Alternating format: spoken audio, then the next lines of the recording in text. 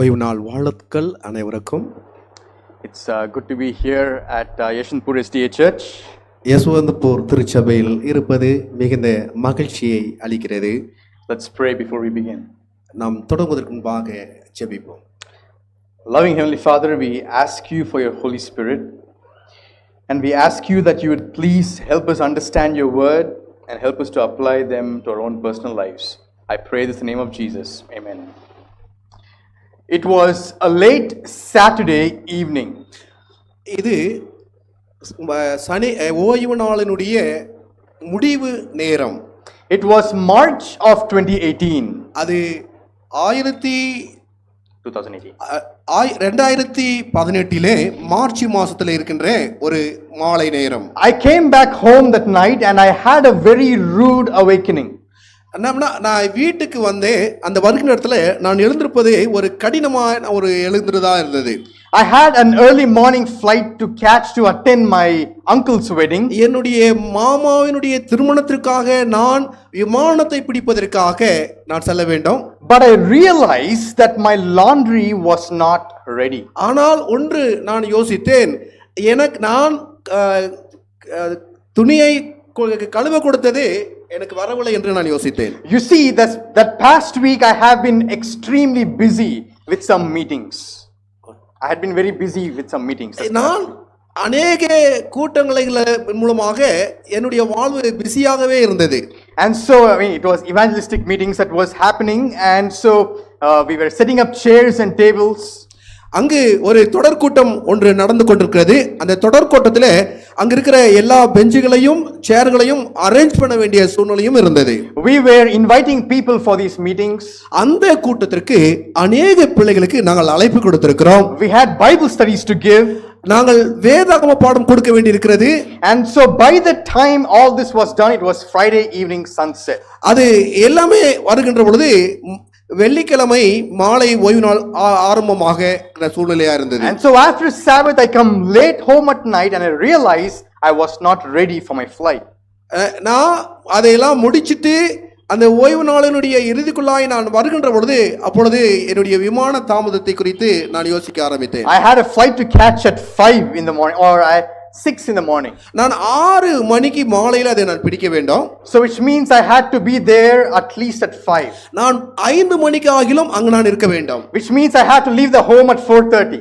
அப்படினா நான் வீட்டை 4:30 மணிக்கு நான் விடணும். And so I remember staying awake that night doing my laundry.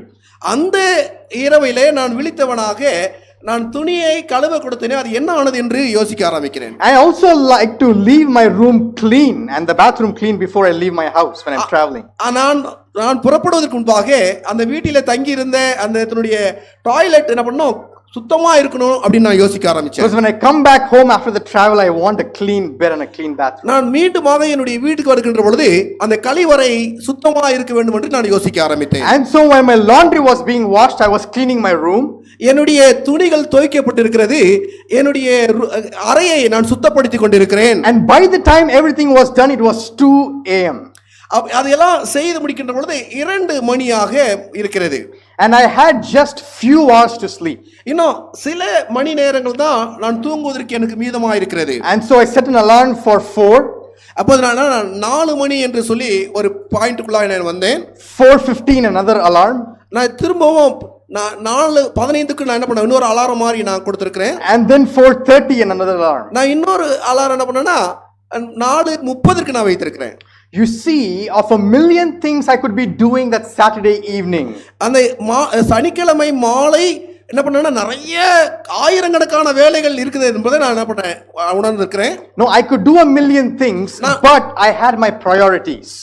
என்ன பண்ண முடியும்னா நான் ஆயிரக்கணக்கான வேலைகளை நான் செய்ய முடியும், ஆனாலும் நான் முக்கியமானது எது என்று சொல்லி நான் முன்படுத்துகிறேன். Because I had a flight to catch in the morning. ஏண்டா மாலையிலே நான் விமானத்தை பிடிக்க வேண்டும். Time determines priorities. அந்த நேரம் தான் எது முக்கியம் என்பதை ஏற்படுத்துகிறது. My early morning flight determined what I did few hours before that.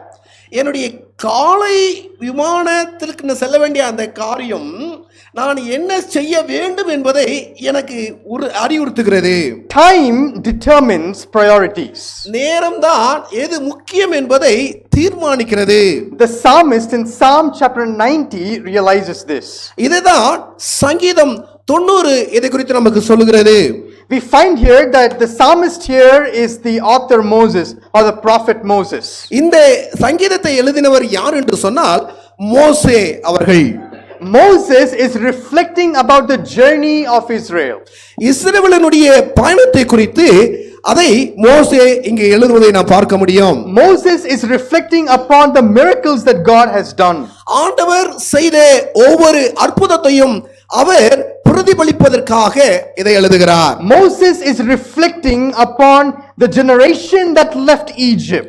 எகிப்திலே இருக்கின்ற தலைமுறைகள் குறித்து மோசே அவர் நினைத்து எழுதுகிறார். Moses is reflecting upon the new generation that has come up in the journey towards Canaan. அவர்கள் வனாந்தர வழியாக கானானை செல்கின்ற பொழுது அப்பொழுது ஏற்பட்ட புதிய தலைமுறைகளுக்காக அவர் எழுதுகிறார்.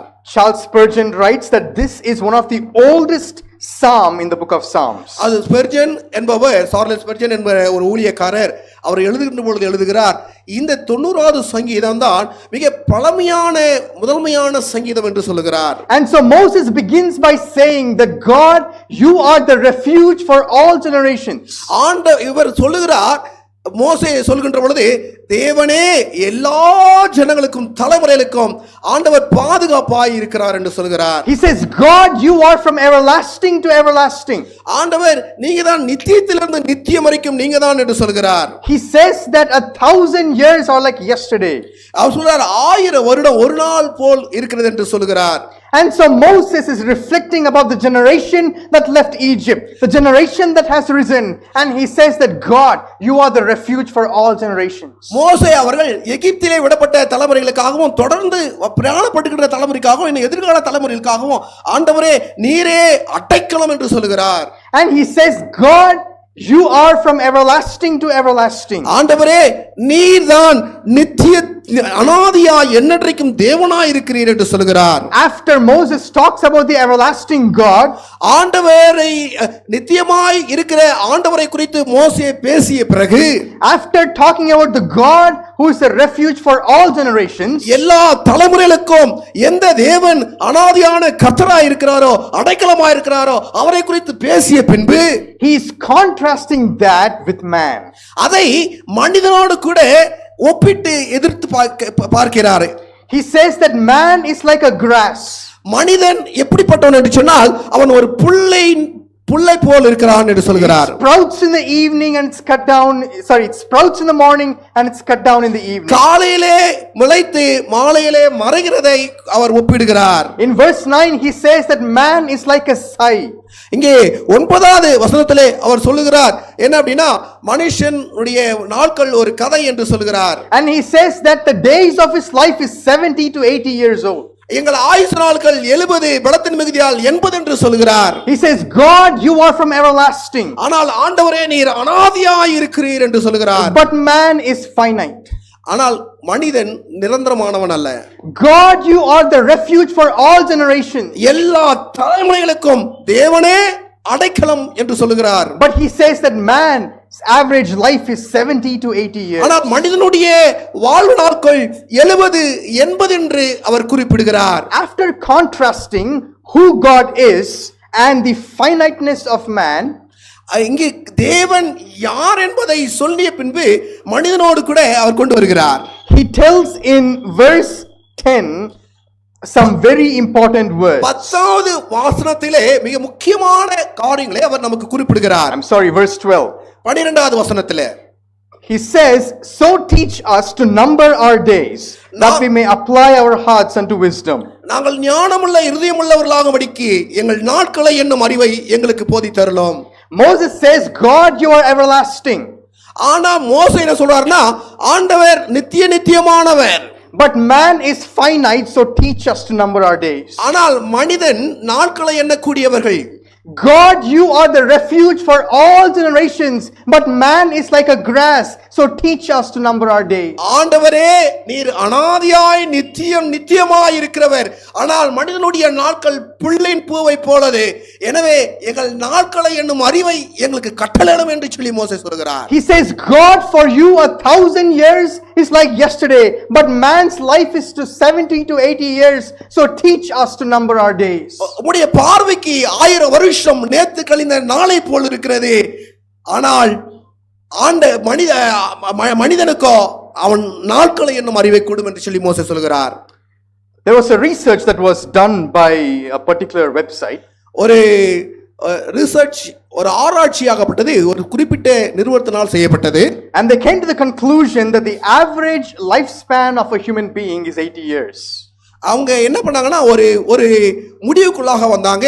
மனிதனுடைய சராசரியாய் வாழ்கின்ற ஆண்டுகள் எவ்வளவு அப்படின்னா 80 என்று சொல்லி வந்தார்கள். And they also wanted to study how much of time an average man spends in using those 80 years. அப்படிப்பட்ட ஒரு சராசரியாய் வாழ்கிற 80 வயசு வாழ்கின்ற மனிதனுடைய காலங்களிலே அவன் காலங்களை எப்படி கழித்தான் என்று அவர்கள் ஒரு முடிவுக்குள்ளாக வந்தார்கள். The cumulative amount of time a person spends in sleeping is 33 years in total.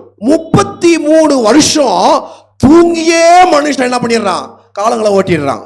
A person spends 13 years working of those 80 years. அந்த 80 வருஷத்துல 13 வருஷம் வேலை என்று சொல்லி வேலை செய்யறான். Of those 80 years, an average person spends 11 years with their screens. அதுல 80 வருஷத்துல 11 வருஷம் அவன் எதுக்கு ஸ்பெண்ட் பண்றானா, இந்த மாதிரி ஸ்கிரீனுக்கு என்ன பண்றான், டைம் ஸ்பெண்ட் பண்றான்.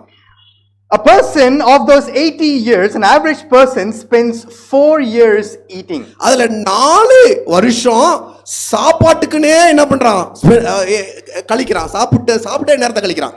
Of those 80 years, an average person spends 3 years in holidays. அதுல 3 வருஷம் விடுமுறைன்னு ஜாலியா என்ன பண்றான், நேரத்தை கழிக்கிறான். Of those 80 years, the cumulative amount of time a person spends 1 year socializing. அந்த ஒரு வருஷம் தான் அவன் என்ன பண்றான், இந்த சமுதாயத்திற்காக என்ன பண்றான், அவன் உபயோகப்படுத்துறான். Or he spends time with others. மற்றவங்களோடு கூட ஒரு வருஷம் என்ன பண்றான், time செலவழிக்கிறான். Of those 80 years, an average person spends 334 days in school.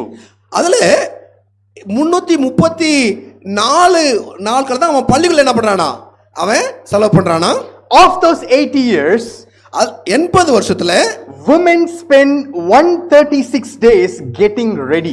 136 நாள் பெண்கள் ஆயத்தமாகுவதிலேயே செலவழிக்கிறாங்களா.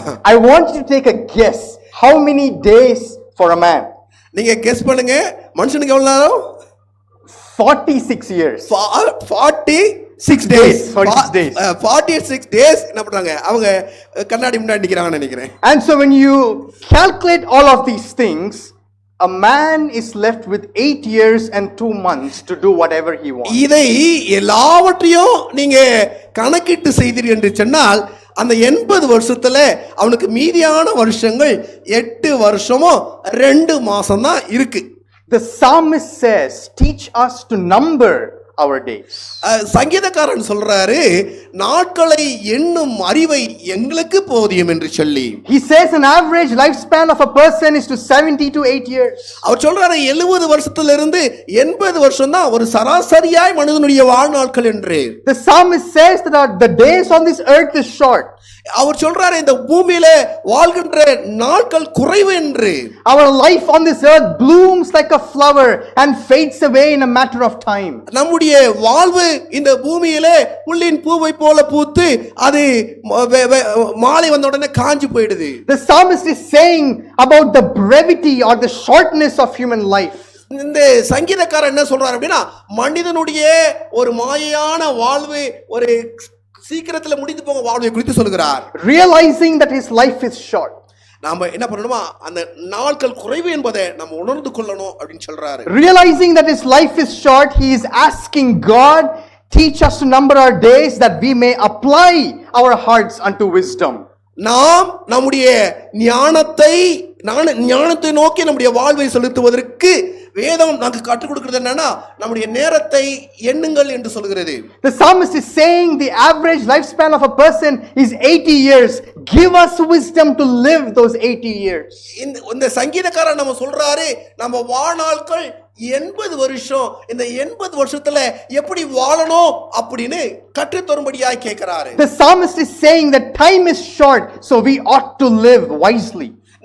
நேரம் குறைவாய், காலங்கள் குறைவாய் இருப்பதனால நாம் ஞானம் உள்ளவர்களாய் வாழ வேண்டும் என்று சொல்லி சங்கீதக்காரன் நமக்கு எடுத்து உரைக்கிறார். You see, time determines priorities. நீங்க நல்லா கவனிங்க, நேரம்தான் எது முக்கியம் என்பதை நமக்கு எடுத்துரைக்கிறது. I don't mean to sound sad for the next few minutes on a happy Sabbath. நான் அடுத்து கொஞ்ச நேரம் ஹாப்பி சாபத் என்று சொல்வதற்கு I don't mean to sound sad for the next few minutes, but there is a point that I'm trying to make. நான் ஒரு சில காரியங்களை நான் உங்களுக்கு சொல்ல நான் விரும்புறேன். The Bible says that our time is short. வேதம் சொல்லுது காலம் குறுகியது என்று. The Bible says God teach us to number our days. வேதம் சொல்லுது எங்கள் நாட்களை என்னும் அறிவை எங்களுக்கு போதியும் என்று சொல்கிறது. The Bible says that human life is very small. இந்த வேதாகமம் சொல்கிறது மனித வாழ்நாட்கள் குறுகியது என்று சொல்லி. The psalmist says because our life is short, help us to apply our hearts unto wisdom. எங்களுடைய நாட்கள் குறைவா இருப்பதினாலே ஞான இருதயத்தோடு அதை எண்ணும்படியான அறிவை எங்களுக்கு தாங்குற என்று சொல்லி வேதம் சொல்கிறது. How can we live a wise life? எப்படி நாம் ஞானமுள்ள வாழ்க்கையை வாழ முடியும்? Realizing that our time is short, how can we live a life that is filled with worth and meaning? குறைவான காலங்களா இருப்பதினாலே எப்படி நம்முடைய வாழ்க்கையை அர்த்தமுள்ளதாயும் பிரயோஜனமுள்ளதாயும் மாற்றிக்கொள்ள முடியும்? For us to understand about how to live a meaningful life, we need to look at death for a moment. கொஞ்ச நேரங்களிலே நாம் எப்படி ஞானமுள்ளவர்களாய் வாழ வேண்டும் என்று யோசிக்கின்ற பொழுது இன்னும் ஆழமாக அதை குறித்து நாம் ஆராய்வோம். Let's go to the book of Ecclesiastes. நாம் பிரசங்கியினுடைய புத்தகத்திற்குள்ளாக நம்முடைய கவனத்தை நாம் திருப்புவோம். Ecclesiastes chapter 7 and verse 2. பிரசங்கி 7வது அதிகாரம் 2வது வசனம். Someone read that for us. விருந்து வீட்டிற்கு போவதிலும் துக்க வீட்டுக்கு போவது நலம், இதில் எல்லா மனுஷனுடைய முடிவு காணப்படும், உயிரோடு இருக்கிறவன் இதை தன் மனதிலே சிந்திப்பான். Here Solomon says it is better to go to the house of mourning. இங்கே இந்த பிரசங்கியை எழுதினவர் சொல்லுகிறார் என்னன்னா விருந்து வீட்டுக்கு போவதை காட்டிலும் துக்க வீட்டுக்கு போவது நலம். If you were given a choice, ஒருவேளை உங்களுக்கு தருணம் கொடுக்கப்படுமானால் to go to the house of mourning or of feasting, அல்லது விருந்து வீட்டிற்கு போகணும் அப்படி இல்லைன்னா துக்க வீட்டுக்கு போகணும் அப்படின்னா where would we tend to go? எந்த இடத்திற்கு நீங்க போகணும் அப்படின்னு நீங்க சோதிக்கப்படுவீங்க. Would we want to go to a house where there is wailing and crying, or to a house where there is the smell of biryani and laughter and joy? அழுகையும் துக்கமா இருக்கிற வீட்டிற்கு போகணும் அப்படின்னு யோசிப்போமா, அல்லது எந்த வீட்டுல பிரியாணியினுடைய சுவை அல்லது அந்த வாசனை இருக்கிறது என்று சொல்லி தேடி போவோமா? If given a choice, any human being would want to go to the house of feasting. எந்த இப்படி ஒரு தருணம் கொடுக்கப்படும் என்றால் எந்த ஒரு மனிதனும் விருந்து வீட்டிற்கு தான் போகணும் என்ற எண்ணம் ஏற்படும். And so why would Solomon say that it is better to go to the house of mourning than to the house of feasting? ஏன் சாலமோன் இங்கே விருந்து வீட்டுக்கு போவதை காட்டிலும் துக்க வீட்டுக்கு போவது நலம் என்று சொல்கிறார்? Because the end of that verse says it is the end of all men. ஏன் அப்படினா இதுல எல்லா மனிதனுடைய முட்டியும் காணப்படும் என்று சொல்கிறது. And then he says the living will lay it to his heart. அவர் திரும்ப சொல்கிறார் இதை தன் மனதிலே சிந்திப்பான் என்று சொல்கிறார் உயிரோடு இருக்கிறவன். It doesn't matter if we are a Seventh-day Adventist or a Hindu. நாம் செவன்த் டே அட்வென்டிஸ்டா தான் இருக்கணும் அல்லது ஒரு இந்துவா தான் இருக்கணும்னு அவசியம் இல்ல. It doesn't matter if you are a Muslim or an atheist. ஒருவேளை கடவுள் இல்லை என்பவர்களாகவோ அல்லது இஸ்லாமியர்களாகவோ இருக்க வேண்டிய அவசியம் இல்ல. Death is the end of every human being on this earth. இந்த உலகத்தில் இருக்கிற அனைவருக்கும் மரணம் ஒரு முடிவு. Someday our casket will roll down. இன்னும் ஒருவேளை சில காலங்கள்ல நம்முடைய அந்த சவப்பெட்டி கூட என்ன பண்ணலாம் போகலாம். Someday there will be a eulogy written up for us. நம்மை குறித்ததான பேச்சுகளும் என்ன பண்ணலாம் சில காலங்களுக்குள்ள பேசலாம். Someday our loved ones will cry over us. நம்மை சார்ந்த நமக்கு பிரியமானவர்கள் நம்மை பார்த்து கதறி அழுகின்ற காலங்கள் நெருக்கமாக இருக்கிறது. Someday the newspaper will say sunrise and sunset with our name on it and our picture on it. ஒருவேளை ஒரு நியூஸ் பேப்பர் சொல்லலாம் எப்போ தோற்றம் மறைவு என்று சொல்லி அந்த அதுல நம்முடைய படம் வரலாம். Someday we will be laid down inside the ground, buried in the ground. சில காலங்களுக்குள்ளாக நீங்களும் நானும் மண்ணிலே புதைக்கப்படலாம். That is the end of every single human being. அதுதான் ஒவ்வொரு மனிதனுடைய முடிவு அதுதான். And Ecclesiastes says that this is the end, so the living will lay this to heart. இதைதான் இந்த பிரசங்கி சொல்றாரு. இதை என்ன பண்ணுனா உயிரோடு இருக்கிறவர்கள் தன் மனதிலே சிந்திப்பார்கள் என்று சொல்கிறார். What is it that we can learn from death in order to live a good life? நல்ல வாழ்க்கை வாழ்வதற்கு மரணத்தில் இருந்து நாம் எதை தெரிந்து கொள்ளலாம்? There was a preacher who was preaching to a group of young children. ஒரு பிரசங்கியார் வாலிப பிள்ளைகள் மத்தியிலே தேவனுடைய செய்தியை கொடுத்து கொண்டு வந்தாங்க. And he said, imagine that you are flying in an aeroplane. அப்ப அவர் சொன்னாரு, நீங்க இது வானத்திலே விமானத்திலே பறக்கிறீர்கள் என்று நீங்கள் யோசித்து பாருங்க. And as you are there up in the air, you are hearing an announcement. நீங்க அந்த வானத்துல பறந்து நடுவானத்துல இருந்துட்டு இருக்கீங்க. அப்போது அங்கிருந்து ஒரு அறிவிப்பு வருகிறது. And the pilot says that we are experiencing some turbulence. ஒருவேளை அங்குக்கிற அந்த விமான ஓட்டி அவர் என்ன சொல்றாரு அப்படின்னு சொன்னா, நம்ம ஒரு கடினமான ஒரு சூழ்நிலைக்குள்ள இருக்கிறோம். And unfortunately we might not make it. ஒருவேளை என்ன பண்ணலாம், எதிர்பார்க்காத சூழ்நிலையில இதை நம்ம தொடர்றதுக்கு ஏதுவான ஒரு சூழ்நிலை இல்லாம போகலாம். This might be the last few minutes of your life. உன்னுடைய வாழ்நாளிலே இதுதான் கடைசி சில நிமிடங்கள் என்று சொல்லலாம். The last 5 minutes of your life. உன்னுடைய வாழ்நாளிலே கடைசி 5 நிமிடங்கள். And so the preacher asked this group of young kids, what would you do? அப்பொழுது அந்த பிரசங்கியார் அங்கிருந்து வாலிப பிள்ளைகளை பார்த்து கேட்டாரு, உங்களுடைய நிலைமை இப்படிப்பட்ட சூழ்நிலை இருக்குன்னா என்ன நீங்க நினைப்பீங்க அப்படின்னு கேட்கிறாரு. Someone raised up their hand. They said, I would call my mom and dad. அப்ப அங்கிருந்து அந்த வாலிபர்ல ஒருத்தர் சொன்னாங்க, நான் கையை விட்டு சொன்னாங்க, நான் என் அப்பாவையும் அம்மாவையும் என்ன பண்ணுவேன், அழைப்பேன். Another person said, I will call my siblings. அப்ப சிலர் என்ன சொன்னாங்கன்னா, என்னுடைய சிப்லிங் என்ன பண்ணுவேன், என்னுடைய சகோதரர்களை நான் அழைப்பேன் அப்படின்னு சொன்னாங்க. Another group of students told that we would pray to God. அப்ப அதுல சிலர் சொன்னாங்க, நாங்க ஜெபம் செய்வோம் அப்படின்னு சொன்னாங்க. And the preacher said, isn't it interesting? அந்த பேச்சாளர் சொன்னாரு, அது ஆர்வம் உள்ளதா இருக்கிறதா? The two most important or not so important people in your life right now, all of a sudden become the most important people in the last 5 minutes of your life. இந்த எல்லாமே மிக முக்கியமாய் அமைவதில்லை, ஆனா இந்த 5 நிமிஷத்துல எல்லாமே முக்கியமா மாற போகிறது என்று சொன்னார். God who may have been unimportant, all of a sudden in the last 5 minutes of life becomes very important. அந்த இடத்துல கடவுள் கூட சமத்துல என்ன பண்ணலாம், முக்கியம் இல்லாம போகலாம். அந்த 5 நிமிஷத்துல எல்லாமே முக்கியம் அப்படின்ற நிலையை யோசிக்கிறதுக்கு வேற என்ன பண்ணலாம், நிதானிக்கலாம். The parents that almost seem unimportant to us right now, all of a sudden the last 5 minutes of life become very important to us. அந்த நேரத்துல உள்ள பேரண்ட்ஸ் கூட முக்கியம் இல்லாம போகலாம், ஆனா அந்த கடைசி 5 நிமிஷம் மிக முக்கியமான நிமிடங்களா மாறலாம். Ironic that the two most unimportant people right now become the most important people in our life. முக்கியமில்லாதவர்கள் அந்த நேரத்துல மிக முக்கியமாக மாறிவிடுவார்கள் அந்த 5 நிமிடத்துல. The psalmist says, teach us to number our days, that we may apply our hearts unto wisdom. அவர் சங்கீதக்காரன் சொல்றாரு, எங்கள் நாட்களை எண்ணும் அறிவை எங்களுக்கு போதியும் என்று சொல்கிறார். If at the end of life, if God matters, உன்னுடைய வாழ்வில் அது முடிவு நேரம் இருக்கும் என்று சொன்னால் ஆண்டவர் முக்கியமா? If at the end of life, if people matter, அல்லது மக்கள் முக்கியமா?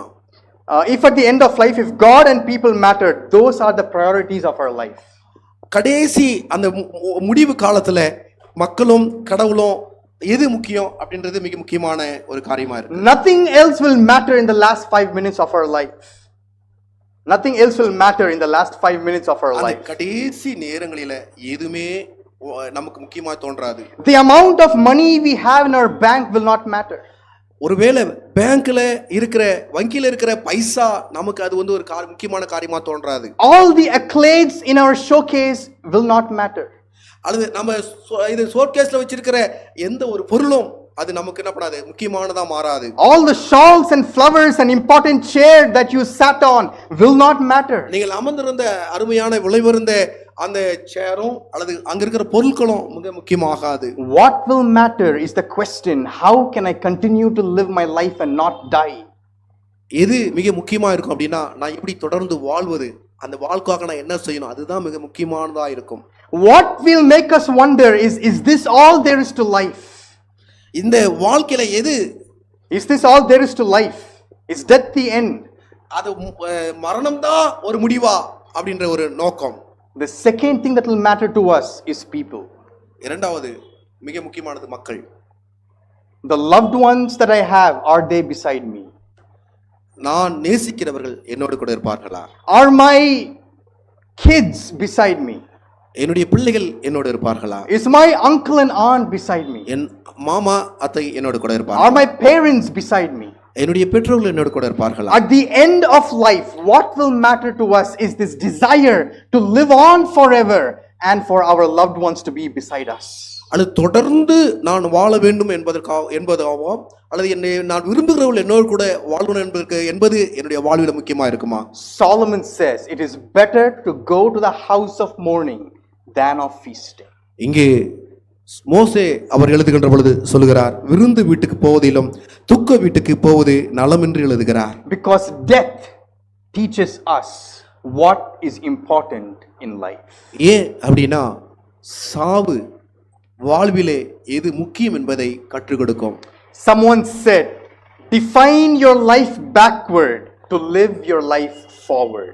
உன்னுடைய வாழ்விலே பின்னெடுத்து முன்பாக வாழ்வதை குறித்து யோசி என்று சொல்கிறார்கள். If at the end of life is eternity and people what matters, then Solomon tells us we ought to live our life moving forward with those two priorities in mind. நம்முடைய மனதிலே இரண்டு முக்கியமான காரியங்களை முன்வைத்து சங்கீதக்காரன் முன்னோக்கி செல்லும்படியாக கேட்கிறார், மக்களா தெய்வமா? If at the end of life if eternity matters, then we ought to live our life with eternity in mind. நம்முடைய வாழ்விலே முடிவு தருவதிலே நித்தியமாய் வாழ வேண்டும் என்பதுதான் முக்கியம் என்று சொன்னால் அந்த நித்தியத்தை நோக்கி நம்முடைய எண்ணத்தை செலுத்த வேண்டும். If at the end of life people matter to us, then Solomon tells, live your life forward, giving priority to eternity and people. ஒருவேளை இந்த வாழ்கின்ற இந்த குறுகிய காலங்களிலே மனிதர்கள் தான் முக்கியம் என்று சொன்னால் நீங்க அதை விட்டுட்டு தேவனுக்கும் நித்தியத்திற்கும் முக்கியத்தை கொடுத்து வாழுங்கள் என்று சொல்கிறார். How can we experience this eternity?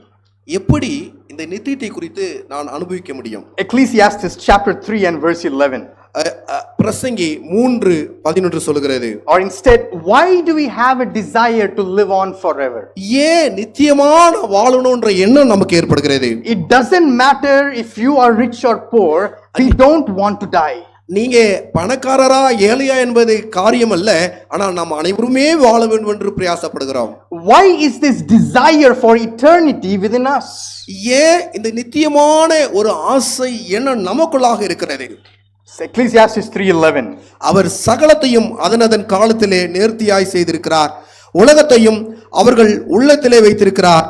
ஆதலால் தேவன் ஆதி முதல் அந்த மட்டும் செய்து வரும் கிரியையை மனுஷன் கண்டுபிடிப்பான். The Bible says that God has placed eternity into our hearts. வேதம் சொல்லுகிறது நித்தியத்தை ஆண்டவர் நம்முடைய உள்ளத்தில் வைத்திருக்கிறார். The desire to live on forever is placed by God. நாம் தொடர்ந்து வாழணும் என்கின்ற இந்த ஆசையை இறைவன் நமக்குள்ளாய் கொடுத்திருக்கிறார். The desire for our loved ones to live on forever is placed in us by God. நமக்கு பிரியமானவர்கள் நித்தியமாய் வாழ வேண்டும் என்பதை ஆண்டவர் நம்முடைய உள்ளத்திற்குள்ளாக அந்த ஆசையை வைத்திருக்கிறார். There is something about death that doesn't sit well with us. There is something about death that doesn't we cannot reconcile in our hearts. நம்முடைய இந்த சாவை போன்ற ஒரு காரியம் நம்முடைய உள்ளத்துக்குள்ளாக ஒரு போராட்டத்தை கொண்டு வருவதை நாம் பார்க்க We முடியும். cannot accept that our loved ones have died. நம்முடைய பிரியமானவர்கள் மரிப்பதை நாம் ஏற்றுக்கொள்ள முடிவதில்லை. We cannot accept if there is a terminal disease. ஒருவேளை கொடூரமான வியாதியை நாம் ஏற்றுக்கொள்வதற்கு மனதில்லை. We cannot accept when we are in our deathbed. அல்லது நம்முடைய If we are in our deathbed, we cannot accept that. Death. இந்த சாவு ஒரு சூழ்நிலையை நம்முடைய மனது ஏற்றுக்கொள்வதில்லை. Because God created us to live on forever. ஆனா ஆண்டவர் நம்மை நித்தியமாய் வாழும்படியான ஒரு உள்ளத்திற்குள்ளாய் நம்மை உருவாக்கி இருக்கிறார். God engineered us to live on forever. ஆண்டவர் நம்மை உருவாக்குகின்ற பொழுது நித்தியமாய் வாழ வேண்டும் என்பதற்காகவே நம்மை சிருஷ்டித்தார். And that is why death does not go along with us. அதனால தான் மரணம் நம்மோடு கூட இணைவது நமக்கு பிடிப்பதில்லை. That is why we cannot make sense of death. அதுதான் இந்த மரணத்தை குறித்த சிந்தையை நம்ம கொண்டு வர யோசிப்பதில்லை. The psalmist says, or the Solomon says, it is better to go to the house of mourning than to the house of feast. சங்கீதக்காரன் இந்த சாலமன் சொல்லுறாரு என்ன அப்படின்னா, நீங்க விருந்து வீட்டுக்கு போவதை காட்டிலும் துக்க வீட்டுக்கு போவது நலம் என்று. Because the last few moments before death tells us what really matters in life. மரணத்திற்கு முன்பான கொஞ்ச நேரம் வாழ்விலே எது முக்கியம் என்பதை நமக்கு எடுத்துரைக்கும். Two things matter. இரண்டு காரியம் முக்கியத்துவப்படுகிறது. Eternal life நித்தியமாய் வாழ்வது and people that we love. மக்கள் நாம் நேசிக்கிறவர்கள். How can we experience this eternal life? எப்படி இந்த நித்தியமான வாழ்வை நாம் அனுபவிக்க கூடும்? Romans chapter 6 and verse 23. ரோமர் 6வது அதிகாரம் 23வது வசனம்.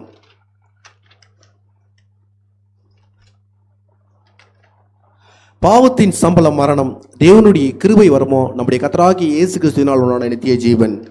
This desire to live on forever can be met only by Christ.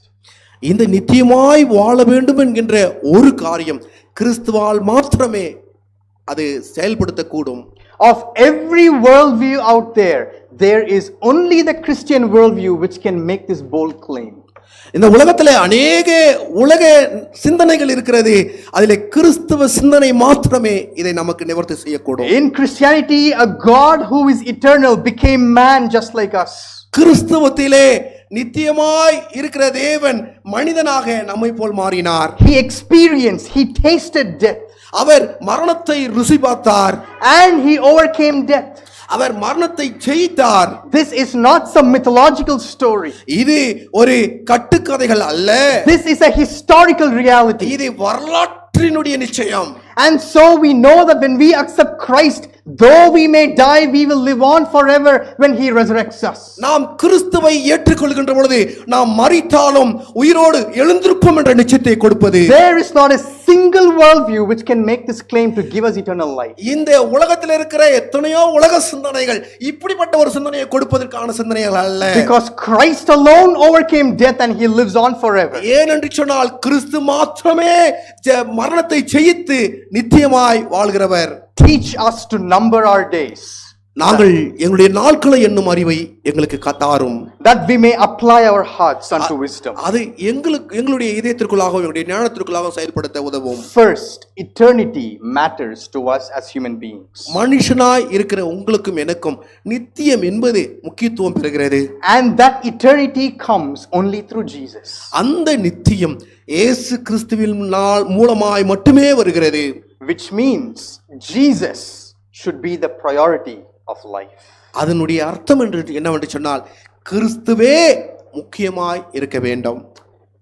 Growing up, I was very close to my grandfather. நான் வளர்கின்ற பொழுது என்னுடைய தாத்தாவோடு கூட எனக்கு நெருக்கம் இருந்தது. I did not see the grandfather from my dad's side, so I was very, very close to the grandfather from my mom's side. என்னுடைய அப்பாவினுடைய வழி தாத்தாவை நான் அவ்வளவா பார்க்கல. ஆனா என்னுடைய அம்மாவினுடைய வழி தாத்தாவை நான் என்ன பண்றேன் பார்த்தேன். He was an aeronautical engineer, so he would talk about planes. அவர் யார் அப்படின்னு சொன்னா அது விமானத்தை ஏரோநாட்டிக் இன்ஜினியரிங் இன்ஜினியர் அவரு. அதனால அவர் அதிகமா விமானத்தை குறித்து பேசுவார். He would bring aircraft toys to the house. அப்ப அவர் என்ன பண்ணுவார்னா இந்த விமான சம்பந்தமான இந்த பொம்மைகளை என்ன பண்ணுவார்னா வீட்டுக்கு கொண்டு வருவார். He will help me to memorize the different models of airplanes. அந்த விமானத்துல இருக்கிற வித்தியாசமான அந்த மாடல்லாம் அவரு அதனுடைய பேர் என்னன்றதை நம்ம மனப்பாடம் பண்ண சொல்லுவாரு. I used to live in Chennai during the time when I would come and visit my grandparents. அப்ப நான் என்ன பண்ணுவேன்னா சென்னையில இருந்து என்னுடைய தாத்தாவை வந்து நான் பார்க்க வருவேன். I would always look forward to spending time with him. அவரோடு கூட எனக்கு நேரம் எக்ஸ்ட்ரா கிடைக்குமா வாழ்வதற்கு என்று சொல்லி நான் பேசுவதற்கு என்று சொல்லி நான் யோசிப்பேன்.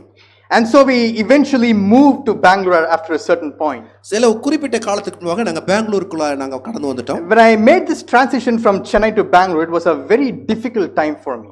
எனக்கு இந்த சென்னையில இருந்து பெங்களூர் போற அந்த காலம் ரொம்ப கஷ்டமான காலமா இருக்கும். Because I was still a child and I had left all my childhood friends in Chennai. ஏன்னா சென்னையில் இருக்கிற நான் குழந்தையா இருந்ததுனால என்னுடைய குழந்தையினுடைய நண்பர்கள் எல்லாம் நான் என்ன பண்ண விட வேண்டியதா இருந்தது. I had not really many friends in Bangalore. Bangalore எனக்கு நிறைய நண்பர்கள் இல்லை. And so I would go to school in the morning. காலையில பள்ளிக்கூடத்திற்கு போவேன். Because I would feel lonely, my grandfather would come every single day during lunchtime to eat with me. நான் தனிமையை நான் உணர்ந்ததுனால என்னுடைய தாத்தா மதியான உணவை எடுத்துட்டு வந்து என்ன பண்ணுவாரு எனக்கு கொடுப்பார்.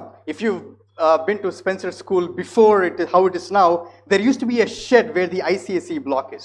இப்போ நீங்க ஸ்பென்சர் ஸ்கூல்ல பாத்தீங்கன்னா முன்னாடி இருக்கிற இடம் என்னன்னா ஒரு சின்ன ஒரு கூடாரம் மாதிரி இருந்தது. And so every day my grandfather around lunchtime would come and sit there with my lunch in his hand. அவர் ஒவ்வொரு நாளும் என்னுடைய தாத்தா மதிய உணவை சுமந்து அங்க வந்து உட்கார்ந்து இருப்பாரு.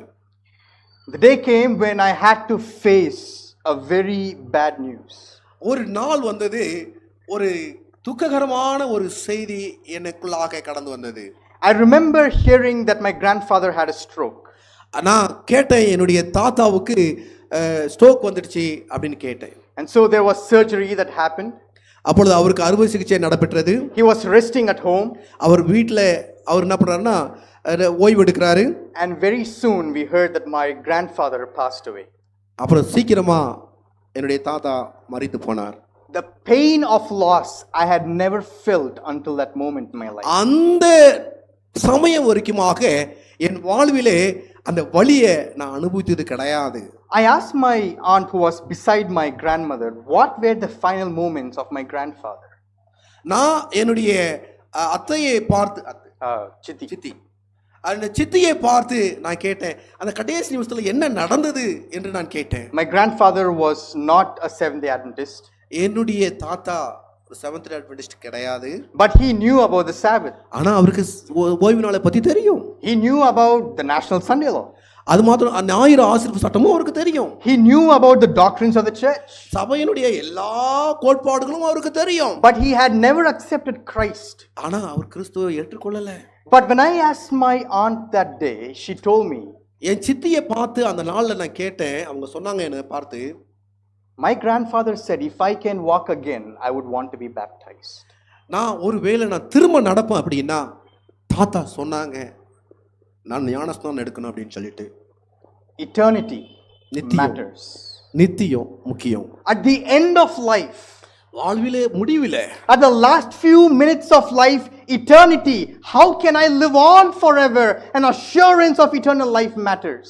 இந்த கடைசி கொஞ்ச நேரத்துல நித்தியம் முக்கியம். நான் எப்படி இந்த நித்தியத்தை அடைவதற்கு நான் எப்படி நடக்கணும் என்கிற வாழ்வை குறித்து நான் யோசிப்பேன். If at the end of life eternity matters, we ought to live our life moving forward with eternity in our minds. ஒருவேளை நம்முடைய வாழ்வினுடைய முடிவில் நித்தியம்தான் முக்கியம் அப்படின்னா இந்த நித்தியத்தை நோக்கி நான் எந்த விதத்துல செயல்படணும் என்பதை நான் யோசிக்க ஆரம்பிக்கிறேன். If eternity matters, what we study should see if this will impact me for eternity. ஒருவேளை நித்தியம் தான் முக்கியம் அப்படின்னா நான் என்னத்தை படிக்கிறேனோ அந்த படிப்பு அவனை எப்படி நித்தியத்திற்குள்ளாய் கடந்து செல்கிறது என்பதை யோசிப்பேன். If eternity matters, we ought to understand if my marriage life is in alignment with eternity. ஒருவேளை நித்தியம் தான் எனக்கு முக்கியம் அப்படின்னா என்னுடைய திருமண காரியங்களும் நித்தியத்திற்கு ஏதுவா எப்படி இருக்கு என்பதை நான் யோசிக்க ஆரம்பிப்பேன். If eternity what matters, the habits of life that we form, how does that impact eternity? These are questions we ought to ask now to live a meaningful life. நித்தியம் தான் எனக்கு முக்கியம் அப்படின்னா என்னுடைய இதய துடிப்பு முழுவதுமாய் அந்த நித்தியத்தை குறித்ததான யோசனைக்குள்ளாக கடந்து செல்ல வேண்டும். at the end of life, two things matter to us. கடைசி குறுகிய வாழ்நாளிலே ரெண்டு காரியம் நமக்கு மிக முக்கியமா இருக்கிறது. First is God. முதல் தேவன். Second, இரண்டாவது, I know I live in Bangalore, and the homes or the houses where I live are very close to each other. நான் பெங்களூர்ல நான் வாழ்ந்துட்டு இருக்கிறேன். வீடுகள் எல்லாமே நெருக்கமா இருக்கிறது. And I remember growing up in the area where I live, when someone dies, I mean, it is extremely difficult to sleep in the night. ஒருவேளை யாராவது நான் இருக்கின்ற இடங்கள்ல யாரா ஒருத்தவங்க மரிச்சிட்டாங்கன்னா அந்த இரவு முழுதும் தூங்க முடியாது. There will be songs that they will be singing. அந்த இடத்துல பாடல்கள் அவர்கள் பாடுவார்கள். There will be mourning. அழுகை அங்க இருக்கும். There are songs. I don't want to tell those songs, it's secular songs, but the relatives would come and say, I just talked to you just the other day. Why did you leave me and go? நான் நேத்து தானே உங்களை பார்த்தேன், என்னாச்சு, ஏன் நீங்க போனீங்க அப்படின்னு சொந்த பந்தங்கள் சொல்வார்கள். They will come and speak to the person who is dead, and they will say, we had planned this trip. What happens to all these plans we had? அந்த மரித்த We had plans. What? குறித்து அங்க இருக்க பந்தங்கள் சொல்லுவாங்க, நாங்க இவ்வளவு திட்டங்கள் வைத்திருந்தோமே, ஏன் இதெல்லாம் நடந்தது என்று கேட்பார்கள். They will fall on the dead body and say, why did you leave me and go? அவங்க அந்த மரண அந்த பாடியில விழுந்து அழுவாங்க, ஏன் எங்களை விட்டுட்டு போனீங்கன்னு அழுவாங்க. They will say all kinds of nice things to the person who's dead. அப்ப மரித்தவர்களை குறித்து நல்ல நல்ல காரியங்களை குறித்து அவர்கள் பேசுவார்கள். How better would it be if they told those nice things when they were alive? ஆனா எப்படி அந்த அவங்க உயிரோடு இருக்கின்ற பொழுது அப்படிப்பட்ட நல்ல காரியங்களை சொல்லியிருந்தா எப்படி இருந்திருக்கும்? Sometimes it is at loss that we understand value. சில சமயங்கள்ல அந்த கடைசி நேரத்துல தான் அதனுடைய முக்கியத்துவத்தை நம்ம அறிஞ்சிக்கிறோம். Second, what matters to us in life is people. ரெண்டாவது எது மிக முக்கியம்னா மக்கள். If our loved ones matter to us at the end of life, we should live our life forward with people with good relationship. ஒருவேளை மக்கள் நமக்கு முக்கியமா, இரண்டாவது மக்கள் முக்கியம் அப்படின்னா அவர்களோடு கூட எப்படி நல்ல வாழ்வை நல்ல முறையில் வாழ்வது என்பதை யோசிக்கணும். Do we forgive them when they mistake us? அவர்கள் தவறு பண்ணுகின்ற பொழுது அவர்களை மன்னிக்கிறோமா? When they disagree with us on church board, are we willing to be humble? அவர்கள் நம்மை சபையினுடைய நிர்வாக குழுவில் அவர்கள் எதிர்க்கின்ற பொழுது அவர்களை நாம் ஆதரிக்கின்றோமா?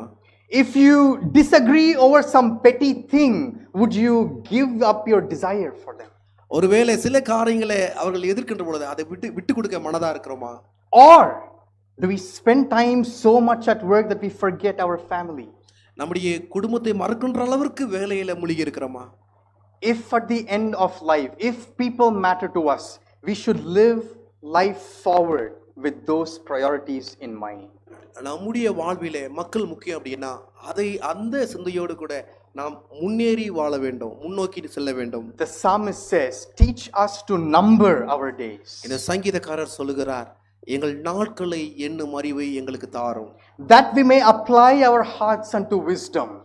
அதை நம்முடைய இதயத்திற்குள்ளாகவும் நம்முடைய ஞானத்திற்குள்ளாகவும் ஆண்டவரே செலுத்தும் என்று கேட்க முடியும். To live a wise life is to keep these two priorities in mind. நல்ல ஞானமுள்ள வாழ்க்கையை வாழ்வதற்கு இது ரெண்டும் நம்முடைய இதயத்திற்குள்ளாக இருக்க வேண்டும். First, eternity. முதலாவது நித்தியம். Second, people. இரண்டாவது மக்கள். I'll finish in the next 5 to 7 minutes. நான் சீக்கிரம் 5-6 நிமிஷத்துக்குள்ள நான் முடிச்சிடுறேன். For a while I was wondering, why is it from an existential standpoint that two things, eternity and people, matter? ஏன் இந்த ரெண்டு காரியம் ஏன் முக்கியம், நித்தியமும் மக்களும் என்பதை நான் யோசித்து பார்க்கிறேன். Even if a person is not a Christian, why is it that eternity and people matter? ஒருவேளை அவர்கள் கிறிஸ்தவர்களாய் இல்லை என்றாலும் ஏன் நித்தியமும் மக்களும் முக்கியம்? Why is it that scientists who spent their entire career trying to disprove the existence of God in the end seek an answer for eternity? ஏன் விஞ்ஞானிகள் தேவனுடைய தோற்றத்தையே அவள் தேவனுடைய ஒரிஜினை என்ன பண்றாங்க மறைக்கும்படியாக ஆராய்ச்சி செய்து அவள் நித்தியமாக வாழ யோசிக்கிறாங்க? Why is it that people long for relationships even if they are not a Christian? ஏன் மக்கள் தொடர்ந்து தொடர்பிலே இருக்கணும் அப்படின்னு நினைக்கிறாங்க. அவங்க கிறிஸ்துவர்களா இல்லைனாலும். Let's go back to the book of Genesis. நாம் ஆதியாகமத்திற்குள்ளாக நம்ம கடந்து செல்வோம். Genesis chapter 2. ஆதியாகமம் 2வது அதிகாரம். In Genesis chapter 2, we find we read about the creation of man. இங்கே ஆதியாகமம் 2வது அதிகாரத்திலே மனிதனுடைய சிருஷ்டிப்பை நாம் பார்க்க முடியும். And here with the creation of man, we find that God formed man out of the dust of the ground. இந்த இதுல நம்ம பார்க்கிறோம் தேவன் மண்ணினாலே உருவாக்கினார் என்று சொல்லி நாம பார்க்கிறோம். Genesis 2 and verse 7. தேவனாகிய கர்த்தர் மனுஷனை பூமியின் மண்ணிலிருந்து உருவாக்கி ஜீவ சுவாசத்தை அவன் நாசிலே ஊதினார், மனுஷன் ஜீவ ஆத்துமாவானான். We find here that God is forming man out of the dust of the ground. இங்க நம்ம என்னத்தை பார்க்கிறோம் அப்படின்னு சொன்னா மண்ணிலே தேவன் மனுஷனை உருவாக்கினார் என்று பார்க்கிறோம். And then he comes close to man and breathes into his nostrils. அதற்கு பின்பாக அவர் மனிதனை நெருங்கி அவனுக்கு சுவாசத்தை அவனுடைய நாசிலே கொடுத்தார் என்று பார்க்கிறோம். We find here that man and God were intended to be close to one another. இங்கு நாம் என்னத்தை பார்க்கிறோம்னா மனிதனும் தேவனும் ஒரு நெருக்கமாய் ஒரு உறவாய் இருப்பதை நாம் பார்க்க முடியும். We find that on the 7th day God rested to be with man in a close relationship. 7வது நாள் ஆண்டவர் ஓய்ந்ததுக்கு காரணம் மனிதனோடு நெருக்கமான உறவிலே இருக்க வேண்டும் என்பதற்காக. Sabbath was a slice of eternity. இந்த ஓய்வு நாள் என்பது நித்தியமாய் வாழ்வதற்கு ஏதுவான ஒரு துண்டு. And the second thing that we see, இரண்டாவது காரியத்தை நாம் பார்க்கிறோம். in Genesis 2 and verse 18. 18வது வசனம், பின்பு தேவனாகிய கர்த்தர் மனுஷன் தனிமையாயிருப்பது நல்லதல்ல, ஏற்ற துணையை அவனுக்கு உண்டாக்குவேன் என்றார். We find here that first God makes man to be in close relationship with him. முதலாவது நான் பார்த்தது என்னவென்று சொன்னால் மனிதன் தன்னோடு கூட நெருக்கமாய் இருக்க வேண்டும் என்பதை குறித்து நாம் பார்த்தோம். Second, we find that God created man to be in close relationship with one another. இரண்டாவது காரியம் நாம் பார்க்கிறோம், தேவன் மனிதனை உண்டாக்கியதனுடைய நோக்கம் மனிதர்கள் ஒன்றாக இருக்க வேண்டும் என்பதற்காக. This is why every single human being, they desire two things. They value two things at the end of their life. இதுதான் ஒவ்வொரு மனிதனுடைய எண்ணோட்டமும். அவர்கள் இரண்டு காரியத்திற்குள்ளாக அவர்கள் இணைந்திருக்க வேண்டும் என்று சொல்லி ஆண்டவரும் பிரயாசப்படுகிறார். One, to have eternal life by being in a close relationship with God. ஒன்று நித்தியமாய் இறைவனோடு கூட உறவிலே நெருக்கமாய் இருக்க வேண்டும் என்பதும், and second, to be in close relationship with people. அதே போல சக மனிதர்களோடு கூட நெருக்கமாய் தேவனுடைய உறவோடு கூட இருக்க வேண்டும் என்பது விரும்புகிறார். Even after sin, பாவத்திற்கு பின்பும் there are two things that was still considered holy. ரெண்டு காரியம் பரிசுத்தமாக நிதானிக்கப்படுகிறது. First is Sabbath. முதலாவது ஓய்வு நாள், A sign of our relationship with God. தேவனுக்கும் நமக்கும் இருக்கிற இந்த உறவுக்கு அடையாளம்.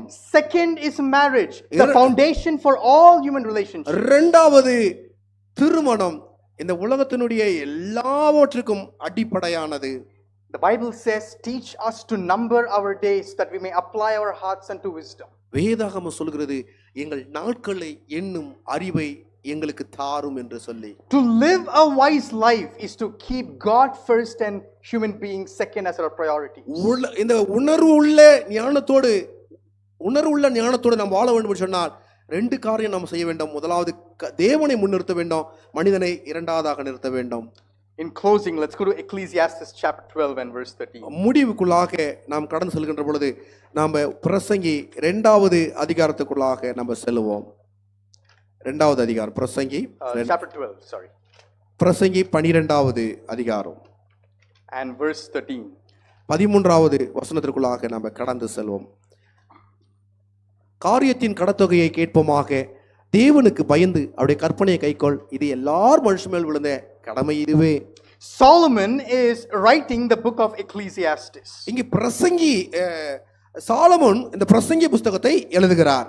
Some say that Solomon wrote the book of Songs of Solomon in his youthful years. சிலர் சொல்றாங்க இந்த பிரசங்கியை அவர் வாலிப நாட்களிலே அவர் எழுதினார் என்று சொல்கிறார்கள். And the book of Proverbs, when he was a king, when he was living a righteous life. அவர் நல்ல ஒரு நீதியான ஒரு வாழ்க்கை, ராஜா வாழ்க்கை வாழ்கின்ற பொழுது நீதிமொழிகளை எழுதினார்னு சொல்றாங்க. And after all his sins, he writes the book of Ecclesiastes. அவர் எல்லா பாவத்திற்கு பின்பாக அவர் மனமாரி பிரசங்கி புஸ்தகத்தை எழுதுறாருன்னு சொன்னாங்க. And Solomon says that he had everything he desired. இங்க சாலமன் சொல்றாரு, அவர் என்னென்னலாம் விருப்பப்பட்டாரோ எல்லாவற்றையும் அனுபவித்தார். The houses that he desired, he built. அவர் விரும்பிய அரண்மனையை அவர் கட்டினார். The gardens that wanted to greet him, he had. தோட்டம் அதுக்கு ஏதுவான கட்டினார். The amount of pleasure that he wanted in his life, he had. அவர் என்னென்னலாம் ஆசைப்பட்டாரோ அத்தனையும் அவருக்கு கிடைச்சது. There was variety of food that he wanted, that he had. விதவிதமான ஆகாரங்கள் அவருக்கு முன்பாக இருந்தது. Wherever he wanted to go for vacation, he went. அவர் எங்கு விரும்புகிற இடமெல்லாம் போக முடியுமோ அங்கெல்லாம் சென்றார். But after experiencing everything, Solomon says that all of these things is vanity. எல்லாவற்றையும் அனுபவித்து இங்கு சாலமன் சொல்லுகிறார் எல்லாமே மாயை என்று. And then he says, let us hear the conclusion of the whole matter. அப்ப சொல்றாரு, இங்கதான் எல்லாவற்றுக்கும் முடிவு என்ன என்பதை அவர் சொல்லுகிறார். He says, fear God and keep his commandments. அவர் கர்த்தருக்கு பயந்து அவரை மகிமைப்படுத்து. And then he says, this is the whole duty of man. அவர் தொடர்ந்து சொல்கிறார், மனுஷன் மேல் விழுந்த கடமை இதுவே. Why would Solomon say that keeping God's commandments is the whole duty of man? எதற்காக இந்த சாலமோன் கற்பனையை முக்கியப்படுத்தி அது எல்லா மனிதன் மேல் விழுந்த கடமை என்று சொல்கிறார்? Why would Solomon say that the whole purpose of life is to keep God's commandments? ஏன் சாலமோன் அவர்கள் நம்முடைய வாழ்நாளிலே மிக முக்கியமான காரியம் பிரமாணம் என்று சொல்கிறார்? I want you to listen to this carefully the next 2-3 minutes. அடுத்த 2-3 நிமிஷம் தயவு செய்து உங்களுடைய கவனத்தை எனக்கு கொடுக்கும்படியாய் கேட்டுக்கொள்கிறேன். The first 4 commandments முத 4 பிரமாணம் talk to us about our relationship with God. நாம் தேவனோடு இருக்கிற உறவை குறித்து பேசுகிறது. The last 6 commandments talk to us about our relationship to one அடுத்த another. 6 பிரமாணம் மனிதர்களுக்கு சக மனிதர்களோடு கூட இருக்க வேண்டிய நிலையை நமக்கு போதிக்கிறது. The 2 priorities of life, God and human beings. 2 வாழ்வில் முக்கியமானது தேவன் மக்கள். Solomon says it is better to go to the house of mourning than of feasting. விருந்து வீட்டிற்கு போவதை காட்டிலும் துக்க வீட்டுக்கு போவது நலம் என்று சாலமன் சொல்கிறார். Because death teaches that eternity matters and people matter. மரணம் நமக்கு நித்தியம் முக்கியம் என்றும் மனிதர்கள் முக்கியம் என்றும் நமக்கு சொல்லி தரும். If at the end of life those 2 things matter, God is calling us to live a life abiding by God's commandments. இந்த இரண்டுமே உங்க இறுதி காலகட்டத்திலே இது முக்கியம் என்று நீங்க நினைச்சீங்க அப்படின்னா சாலமன் நமக்கு சொல்லி தராரு, தேவனுடைய கற்பனைப்படி நடங்க என்று சொல்லி. And when we live our life according to God's commandments, we will have a life without regret. தேவனுடைய பிரமாணம் தகுந்த பிரகாரமாக நாம் நம்முடைய வாழ்வை அமைத்துக் கொண்டோம் என்று சொன்னால் பின்பாக வருத்தப்பட வேண்டிய அவசியம் நமக்கு இருக்காது. Life will be filled with meaning. நம்முடைய வாழ்க்கை முழுதும் அர்த்தமுள்ளதாய் மாறும். Life will be filled with purpose. நம்முடைய வாழ்வு முழுதும் ஒரு நோக்கத்தோடு அமையும். Life will be filled with direction. நம்முடைய வாழ்க்கையில சரியான திசையை நோக்கி நகரும். Because God created us to be in relationship with Him and to one another. ஏனென்றால் ஆண்டவர் அவரோடு கூட இருக்கிற உறவுக்காகவும் சக மனிதர்களோடு கூட உறவுக்காகவும் நம்மை சிருஷ்டித்திருக்கிறார். Teach us to number our days that we may apply our எங்களுடைய hearts நாட்களை unto wisdom. என்னும் அறிவை எங்களுக்கு தாரும் என்று சொல்லி சங்கீதக்காரன் சொல்கிறார்.